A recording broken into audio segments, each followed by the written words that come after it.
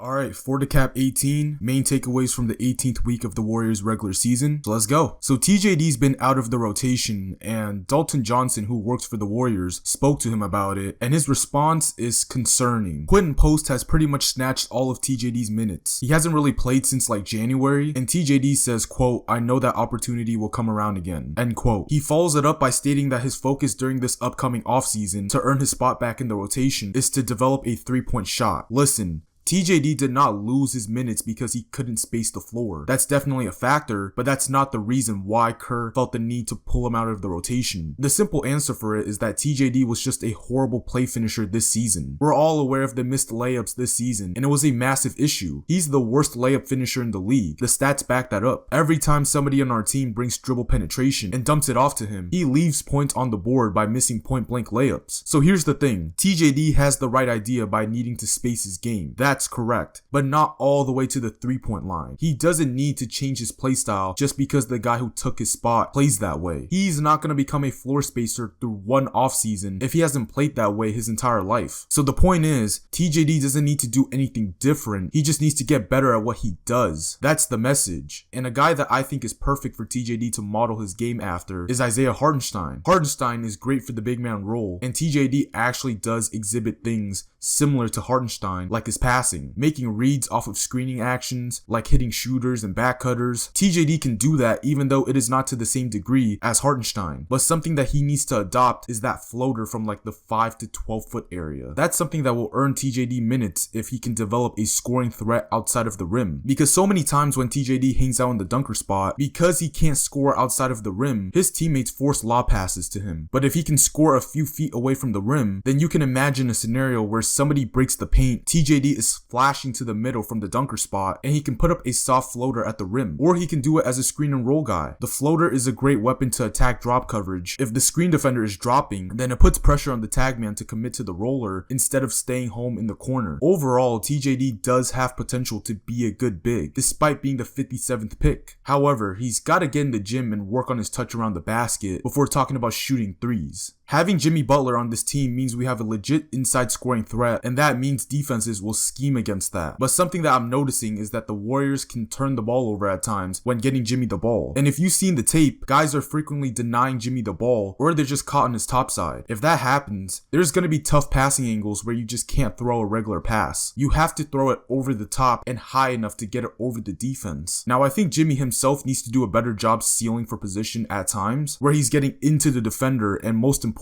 throwing his hand up and letting the passer know where to exactly throw it where he can get to it. Another thing is that I think they need to read the backside help. If they're bracketing Jimmy with backside help, then they have to make the read to skip it to the corner. This is something that they need to be on point with, and of course things like spacing is important, but I think occupying the help with their motion concepts will also help too. And at times they've been good at this, other times they've been bad, but the most important thing is they need to consistently read this. These are things where, for an example, if we run into a team like the Lakers where they deny and they send that backside help, we're gonna need to execute against that to perfection. And you already know, once Jimmy gets a clean catch in his spot, he knows what to do and he's been doing his thing. The Warriors role players need to also be sharp when playing off an advantage. With Steph and Jimmy on this team, defenses are geared towards them. They're good enough to warrant extra attention from the defense. This means defenses will put tutor the ball on them, and from there, they need to extend those advantages, meaning if there's a 4-on-3 situation, there's gotta be some sort of cutting, closeout attacking, screening, relocating, etc. The point is, nobody should stay in the same spot. Something to make the advantage more advantageous. And then from there, it's play finishing. Make open shots or finish at the rim. Draymond in this particular week has been very good at this. And it's important for him to be because usually when he catches it in the short roll, he's been way too pass heavy. He's always looking for the lob and never looking for his own. If Draymond is aggressively looking to score, it puts way more pressure on the defense. Even if he doesn't score, he can get fouled. Or if he's not the screener and Jimmy is the screener for an example, Draymond's got to do a bit of the scoring now. Even though it's not his thing, he's just got to give the Warriors a little sprinkle of it for everything to work. The Kings game was a perfect representation of where the Kings put 2 on the ball against Steph. He gets rid of it, 4-on-3 situation, and you'll see frequent possessions where guys are cutting, screening, and then everybody just converts on their shots. Now, of course, I don't expect everyone to play exactly like that every game, but it is on the team to finish plays with an advantage. So the Warriors decided to sign NBL players player, Teron Armstrong, to a two-way deal, and when I first saw this, I was like, who is this guy? But at the same time, I was also intrigued because Mike Dunleavy Jr. has done such a great job scouting young talent. He's drafted Podz, TJD, Post, and he's tapped into basketball worldwide. Like, he watches overseas games in person to scout hidden young talent. But Armstrong is 6'6" as a point guard, which is interesting because the last time we had a big point guard was when S-Dot was still hooping with us. But from everything that I've seen from the stats and the tape, he looks like a playmaker first. He looks like somebody who can make reads from the perimeter and the short roll, which is important because if you look at the way that the Warriors run their offense, a lot of non-shooters are always playmakers. And it looks like he has a physical downhill scoring game. So for my guess, I think Kerr will use Armstrong as a screen and roll guy similar to GP2, except Armstrong is bigger. I think there will be a lot of possessions where he'll screen for another guard or a guard will rip screen for him getting downhill. He's a decent shooter, but he's not a shooter, so I don't expect him to come off screens and shoot on the move. Defensively, we don't know much about him, but he looks quick and strong for a point guard. I think Andrew Bogut says he's improving as a defender, and that's something that Warrior fans will definitely take. But ultimately speaking, he's likely not going to play any big minutes unless somebody goes down and he gets some sort of run, and it's clear that he can be useful in a situational matchup. A player that has been rolling ever since the Jimmy trade is Podz. Podz has been playing great, and I'm so fascinated with how he operates as a player, and I'm glad that with Jimmy in the mix, it slots Podz into a role where he can specifically thrive. He's such a great glue guy slash connector. Like, he does every little thing that's accounted for a winning play. Every time somebody puts up a shot, if you notice, if Podz is in the corner or the 45, he's always looking to crash. He anticipates his opportunity to crash for an offensive rebound so well that he's literally one of the reasons why the Warriors are a great rebounding team despite the size deficiencies. Like, he had 13 boards as a guard in the Dallas game. He's also making plays defensively by reading passing lanes and covering 2-on-1s, and that allows the Warriors to create margin plays through points off turnovers. He's also a great screener and a cutter as a guard. He keeps the offense flowing where he's passing and then immediately screening away and making the read whether or not his defender stays on him, and if he doesn't, then he's slipping to the rim. If somebody is cutting through or relocating, he knows he can pin in. He's also willing to take charges as well. He led the league in charges drawn last season. His plus minus is always at the top for a reason, and it speaks volumes about the type of player that he is. But the main thing that's been clicking for him is his confidence in his scoring. That was what was missing in the beginning of the season. He was so bad in the beginning of the season because he had zero willingness to score. But now Podz looks mentally ready to where he's pulling up threes in transition. He's taking open lays in the half court. Like, he took 15 shots against Dallas. He took 20 shots against the Kings. And I think the game before that against the Rockets, he took 17 shots. And I'm glad he's doing this because this is an important step in the developmental process for a young player. He also works well with Jimmy. They have such great chemistry on the floor that he understands exactly what Jimmy is trying to achieve on both ends of the floor, that he just knows what to do on every possession. There's a reason why I made a whole video glazing this man in the offseason, and I just know that come playoff time, there's gonna be certain possessions that come down to the wire where we're gonna look back and be like, that wouldn't have happened without Podz. That's the type of player that he is.